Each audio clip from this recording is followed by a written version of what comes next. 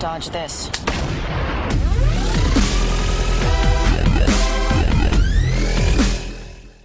Hey guys, what is up? It's your boy Oiv Steady here from Oiv Gaming, back for part 2 of Blobs 2 overview. So for today's episode, the map we are going to focus on is of course second in the alphabet, Cargo. So let's read the overview directly from the Black Ops 2 official guide. And it says here, a load and dock in Singapore makes for an unusual battlefield as automated systems move shipping containers around the corner of the map. This dynamically opens and closes lines of sight throughout the match. Combat flows in and out of the centre of the level, and large stacks of shipping containers break up the east, west and south of the map.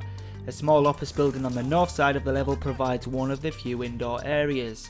As cranes move the shipping containers around the middle of the map, lines of sight between northern office and the east and west overwatch points are constantly shifting.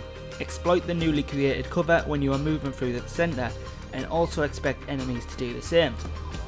Okay, so let's bring up the overhead map of Cargo and get down to what you guys came to see. So as you can see from the overhead map, it is almost all open, but with a lot of spawn side passages for you to slip down and get into cover. Lots of two-story layers provide great lines of sight, and the complete carnage of containers will provide you with almost too much cover. Anyways, let's bring up the overhead for Capture the Flag. As you can see, the green and red flags represent the flag base for attack and defense and are evenly spread apart on Cargo, so no side really has an advantage over the other, making it a pretty even battleground. We'll start with the easiest route for capturing the red flag.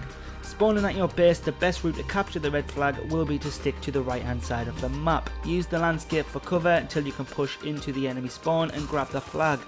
Once the flag has been pulled, come back on the opposite side using the containers for cover and pushing through the offices, and all the way back to your base. Capping a green flag is pretty much the same thing, so watch out for the two main flag runners running into each other quite often. From your spawn, what you want to do is push around the left side and again use the containers and the landscape as cover. Push around sides of buildings and have your teammates stun over whilst using suppressive fire. Once you have pulled the green flag, come back again through the offices and use the office building with teammates to hold down and make sure you have a clear path back to your flag for that all important capture. Over to demolition now, and as you can see, the A-bomb site is located at the back of the office buildings. The B-bomb site is next to the hop-up containers, and the overtime bomb site is in the centre of the map. In all honesty, you do not want this map to go into overtime, as getting the plant in the centre is very hard and even harder to defuse once the bomb is down. Now, A-bomb site is the easiest of the sites to get a plant, so think before you and your team just rush out and start planting. Domination now, and as you can see on the overhead, all the flags are pretty evenly marked out, so no advantages really to which team hops on the B flag first.